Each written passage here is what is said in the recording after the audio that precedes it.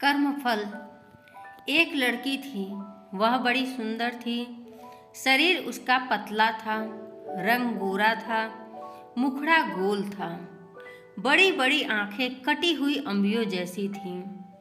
लंबे लंबे काले काले बाल थे। वह बड़ा मीठा बोलती थी। धीरे धीरे वह बड़ी हो गई। उसके पिता ने कुल के पुरोहित तथा नाई से वर की खोज करने को कहा। उन दोनों ने मिलकर एक वर तलाश किया। न लड़की ने होने वाले दूल्हे को देखा, न दूल्हे ने होने वाली दुल्हन को। धूमधाम से उनका विवाह हो गया। जब पहली बार लड़की ने पति को देखा तो उसकी बदसूरत शक्ल को देखकर वह बड़ी दुखी हुई। इसके विपरीत लड़का सुंदर लड़की को देखकर फूला न समाया।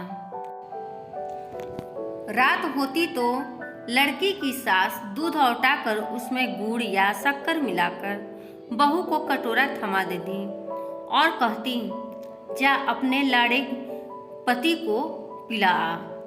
वह कटोरा हाथ में लेकर पति के पास जाती और बिना कुछ बोले चुपचाप खड़ी हो जाती।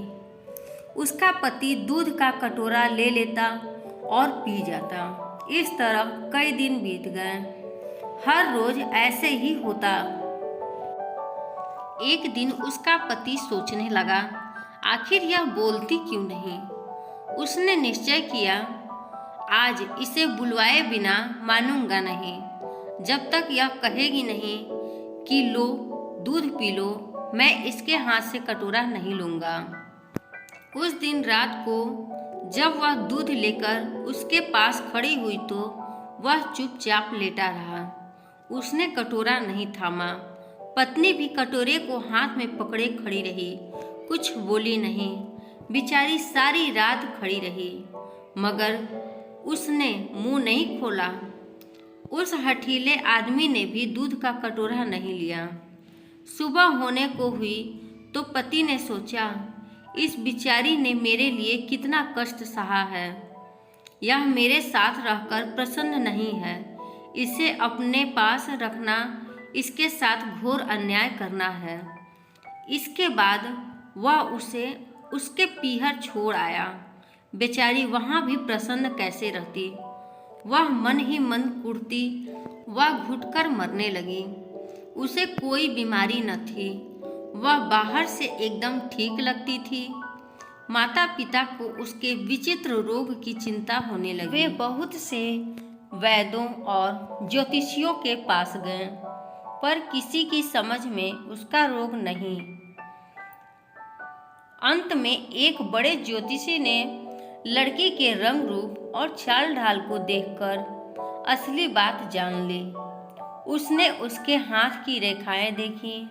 ज्योतिषी ने बताया, बेटी, पिछले जन्म में तूने जैसे कर्म किए थे तुझे ठीक वैसा ही फल मिल रहा है।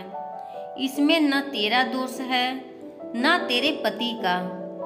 तेरे पति ने पिछले जन्म में सफ़ेद मोतियों का दान किया था और तूने ढेर सारे काले उड़द मांगने वालों की झोलियों में डाले थे। सफ़ेद मोतियों के दान के फल से तेरे पति को सुंदर पत्नी मिली है और तुझे उड़दों जैसा बदसूरत आदमी मिला है। ऐसी हालत में तेरे लिए यही अच्छा है कि तू अपने पति के घर चली जा और मन में किसी भी प्रकार की बुरी भावना लाए बिना उसी से संतोष कर जो तुझे मिला है, और आगे के लिए खूब अच्छे अच्छे काम कर। उसका फल तुझे अगले जन्म में अवश्य मिलेगा। ज्योतिषी की बात उस लड़की की समझ में आ गई और वह खुश होकर अपने पति के पास चली गई। वे लोग आनंद से रहने लगे।